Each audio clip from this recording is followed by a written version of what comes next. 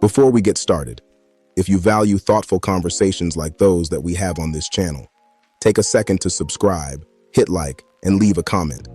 It helps us grow, it helps more people find us, and it tells us what topics you want us to tackle next.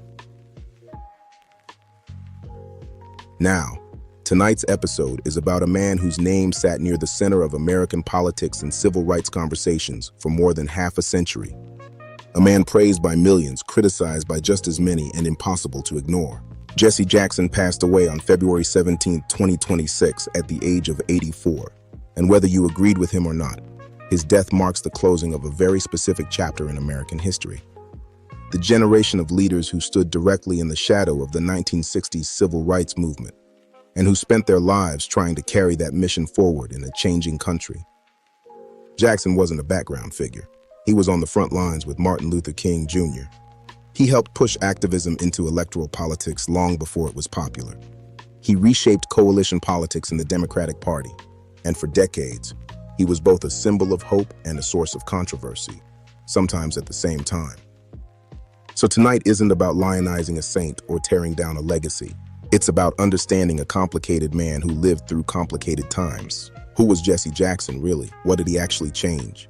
And now that figures like him are disappearing from the public stage, what comes next for civil rights leadership in America? Because this isn't just a story about one man. It's a story about how movements evolve and what gets gained or lost along the way. Let's go back to the beginning.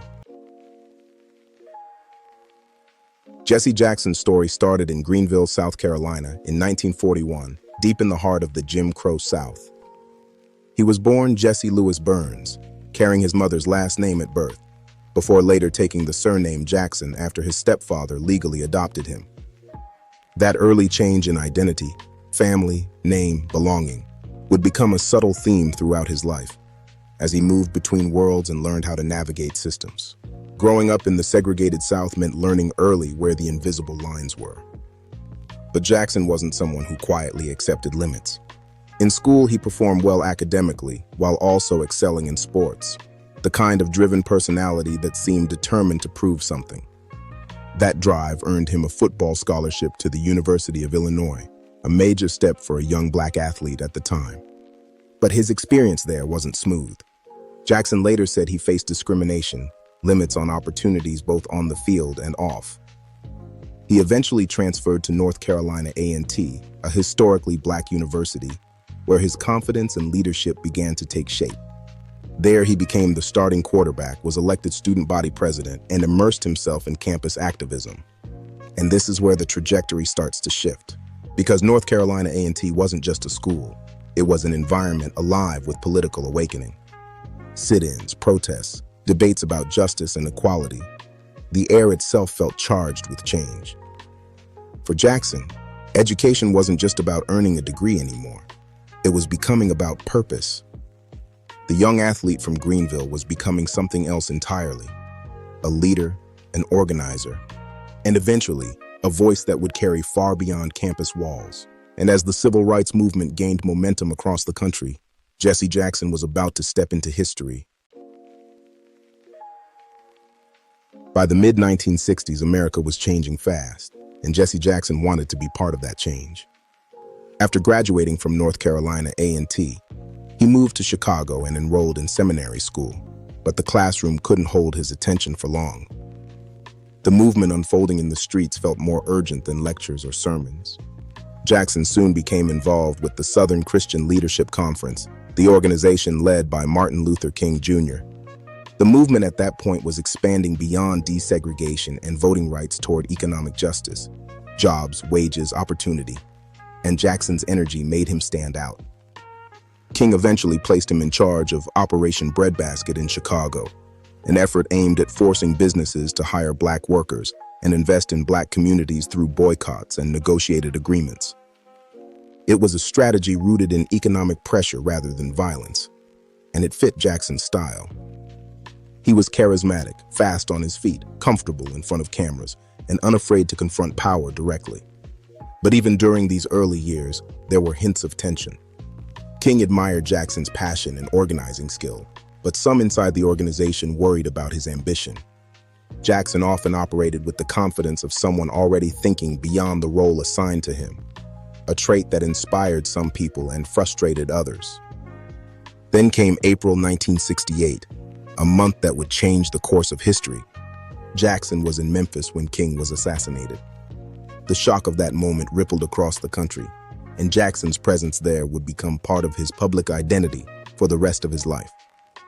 He later described being close to King in the moments before and after the shooting, recounting scenes that helped cement his image as one of King's young protégés.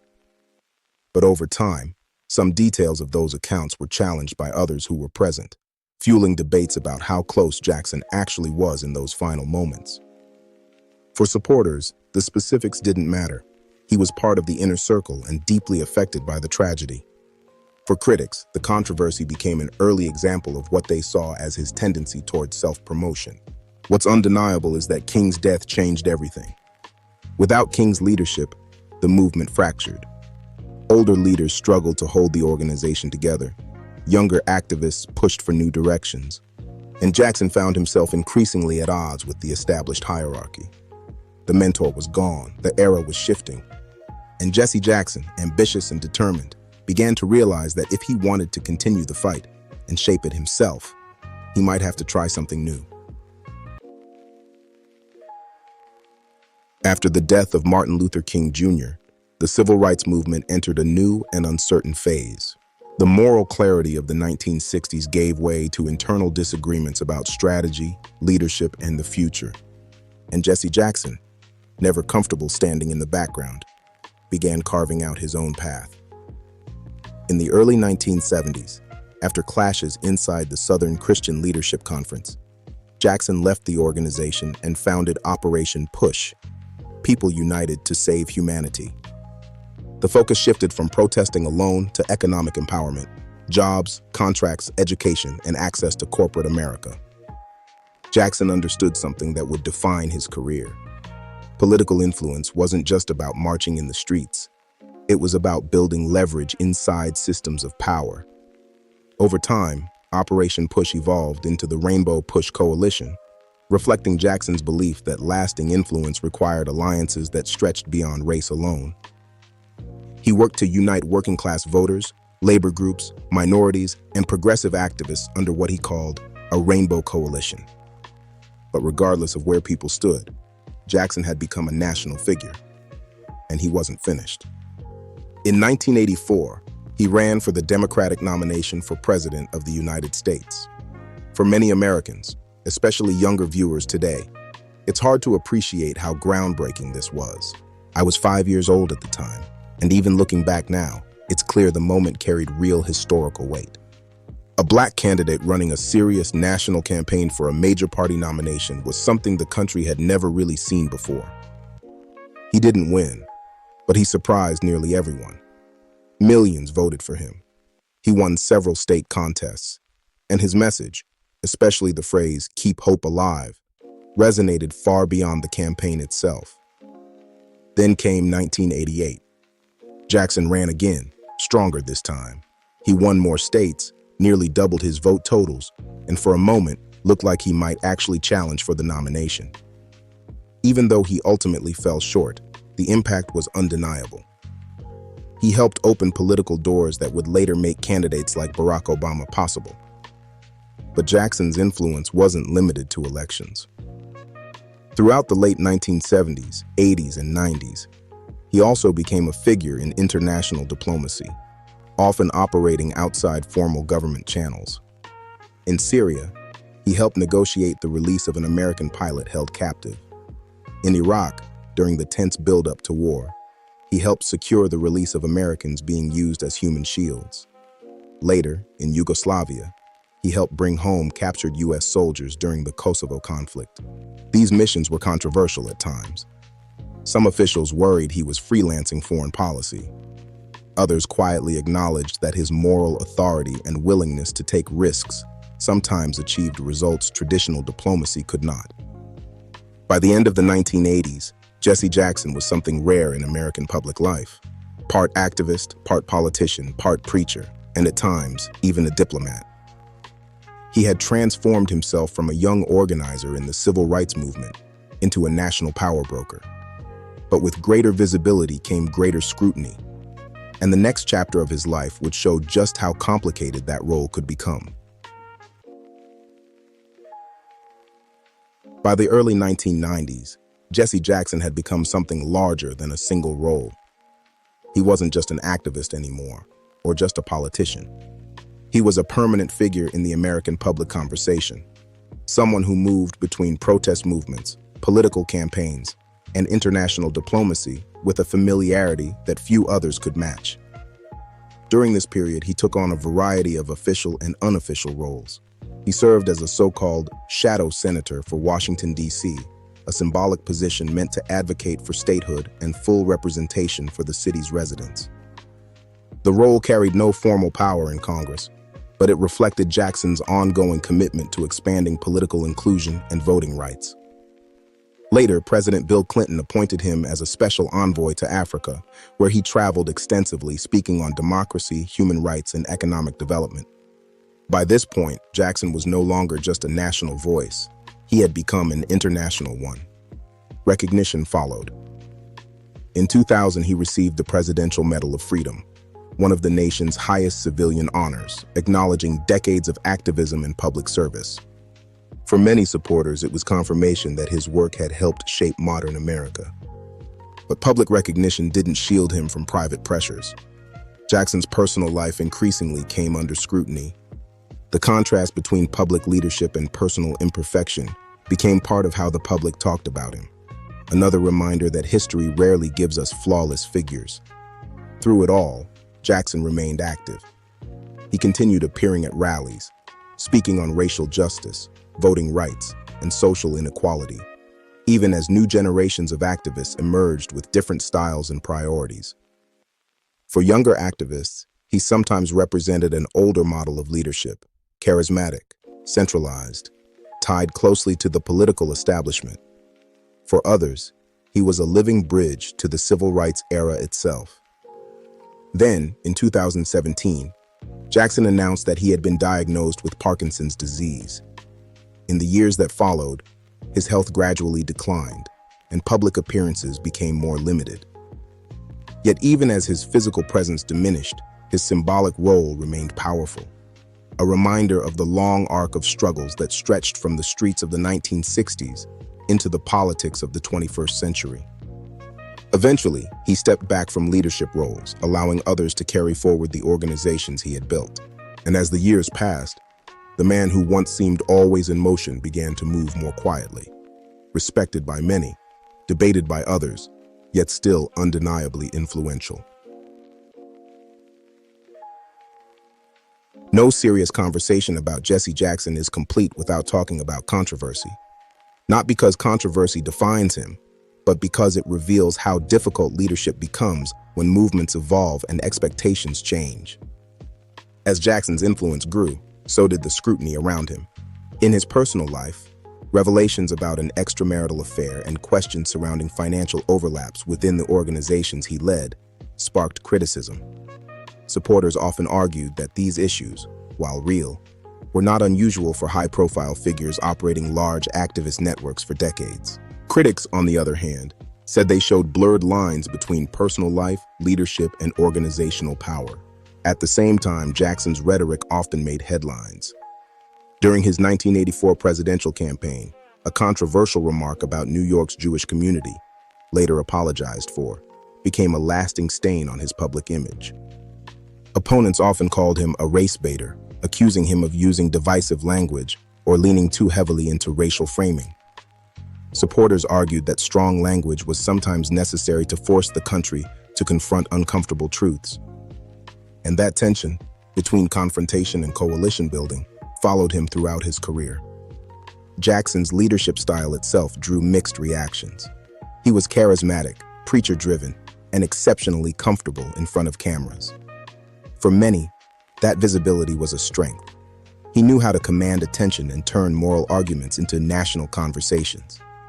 But some peers within the movement felt his leadership could become too centralized, that the spotlight sometimes focused more on the messenger than the message.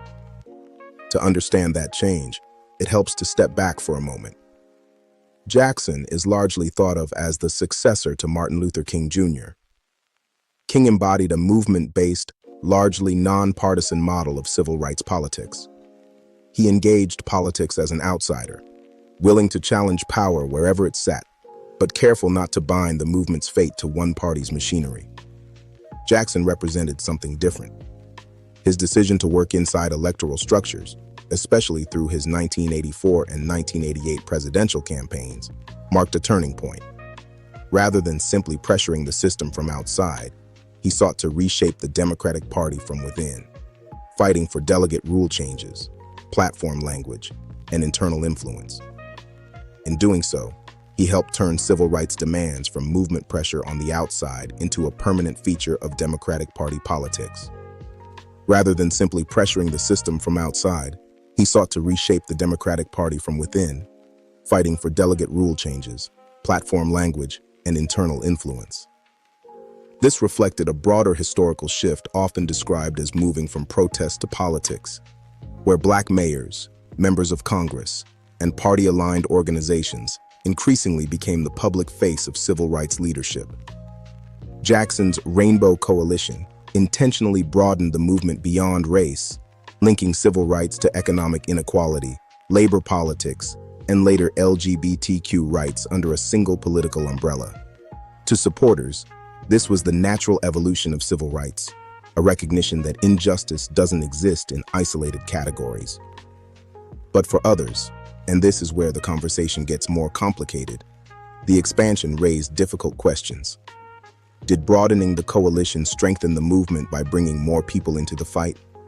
Did it dilute the original focus on racial injustice that had defined the civil rights era? And are race and LGBTQ identity really the same kind of civil rights issue? Or are they fundamentally different experiences being grouped together for political purposes? From a pragmatic perspective, this shift is one of the most consequential parts of Jackson's legacy. He believed political power came from larger alliances.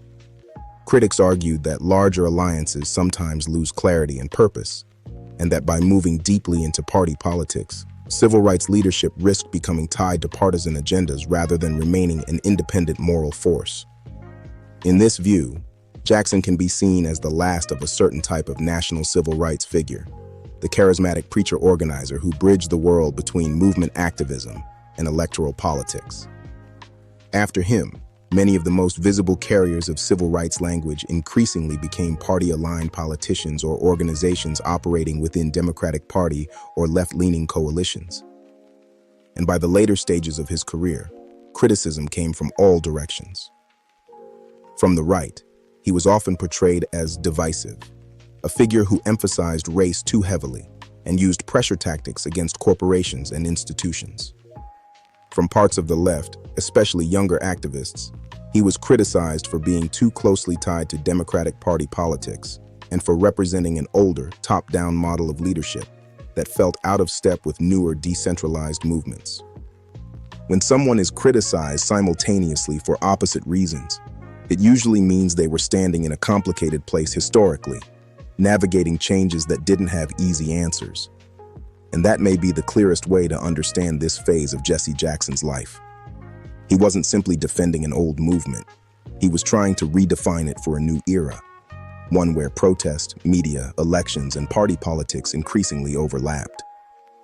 Whether that redefinition strengthened civil rights or changed it too much is still a debate that continues today. Because in the end, the controversy around Jackson wasn't just about him. It was about the direction of the movement itself and what happens when history moves forward, but memory refuses to stand still.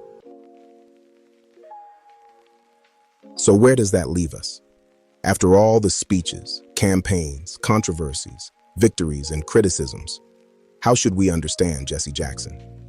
The easiest answer is also the hardest one to accept. Jesse Jackson was both a continuation of the civil rights movement and a sign that the movement itself was changing. The simplest answer is probably the most honest one. He was a great man and a flawed one. Jackson was a product of the Jim Crow South, shaped by a world that demanded resilience just to survive. The urgency in his voice, the insistence on being seen and heard, the constant push for recognition. All of that came from a generation that had to fight for basic rights many Americans now take for granted. And whatever you think of him personally, the proof of his impact is hard to deny. His resume alone tells part of the story. Organizing alongside Martin Luther King Jr., reshaping economic activism in American cities, running historic presidential campaigns, opening political doors that had long been closed, and helping carry the language of civil rights into modern electoral politics. Like King, he was a preacher and organizer who understood the power of moral language. But unlike King, who insisted on staying outside of the parties and pressuring both sides of the aisle, Jackson chose to operate inside the Democratic Party, believing that real power required influencing the rules from within. And that decision marked a turning point, nudging civil rights politics toward broader coalitions and identities that would come to define much of the modern political era. If King represented moral pressure from outside the system, Jackson represented the decision to work through party structures to gain influence. The result was that civil rights politics became deeply embedded in the electoral strategy of the Democratic Party, a development supporters celebrate, but critics argue opened the door for the movement to be used in service of a much wider set of political causes. From a pragmatic point of view, both things can be true at once. At the same time, he carried personal flaws that further complicate his legacy, flaws that critics argue undermined his moral authority. But if history teaches us anything, it's that many of the leaders who leave lasting marks on society are rarely neat, simple figures. Ambition and idealism often live side by side. And perhaps that's part of the reason Jesse Jackson remains so debated. There's little evidence that he didn't believe in the values he promoted. Even his critics often acknowledge that his activism came from genuine conviction, even when his methods or rhetoric sparked disagreement. In his later years, some felt his public language became more divisive or too rooted in the conflicts of an earlier era. But I would argue that's a reflection of something deeply human, the way experience and memory shape the lens through which people see the world as they age. A man formed in the fires of hate and segregation may never fully separate that history from the present moment. Which brings us to the real point. Jesse Jackson's legacy isn't that of a hero or a villain. As I've said throughout this episode, I think Jesse Jackson was a great man, not because I agreed with him on every issue, but because impact and influence aren't measured by agreement alone. If I'm honest, by the time I came of age, he was already on the back end of his political and highly public career. So much of what I think about him comes through the lens of history, and through the lens of my own personal politics. With that said, and through those lenses, I can still acknowledge and respect who he was as a man, as a Christian, as a leader, and as someone who had a lasting impact on this country. Jackson is complicated. The story of a leader trying to adapt a movement born in one era to the realities of another. He helped carry the civil rights struggle from the age of Martin Luther King Jr. into the age of modern politics. After Jesse Jackson, the landscape changed. National civil rights figures increasingly became elected officials or organizations aligned with partisan agendas rather than outsiders challenging the system. And maybe that's the clearest way to understand his place in history. Not as the beginning or the end of anything, but as the bridge between two eras, carrying both the achievements and the tensions of the movement into a new political reality. And that leaves a final question, maybe the most important one for this episode. Did the movement win by gaining political power, or did a political party gain power and influence by adopting or co-opting the movement? History doesn't give us clean answers. What history does show is that Jesse Jackson stood at the intersection of two eras, the bridge between the moral urgency of the Martin Luther King Jr. years and the electoral politics that define today's conversations about justice and equality. The movement did not die with him, and neither did the underlying systemic issues it was born to confront. He wasn't perfect. He wasn't simple, but he mattered. He did the best he could in the world he was born into, and whatever criticisms exist, there's little reason to doubt that he acted from genuine moral conviction. For that, I salute him. Maybe the most honest conclusion is this: Jesse Jackson didn't finish the story. He helped move it into a new chapter, one that brought the civil rights movement closer to political power while also tying it more closely to party politics than ever before. And that's where the tension lives. It's not 1965 anymore. The country made real progress from the civil rights era through, let's say, the late 1990s or early 2000s. But somewhere along the way, it feels like we pivoted. In some ways, 2026 feels more defined by identity politics than even, let's just say, 1996. And I think Jackson, intentionally or not, helped usher that shift into the mainstream. That is the dichotomy of a great man. He helped expand opportunity and representation, and he helped reshape the political landscape in ways that are still being debated today. His legacy, at least to me, is that of a sincere and influential leader whose choices moved civil rights politics closer to power, and in doing so, helped create the political reality we now live in, for better and for worse. Thanks for watching. If you want more content like this, please subscribe, like, comment, and share. Those things really help in a number of ways. First, it helps us grow the channel. And second, it informs us on the subjects you want us to cover next. With that said, thanks again. Until next time.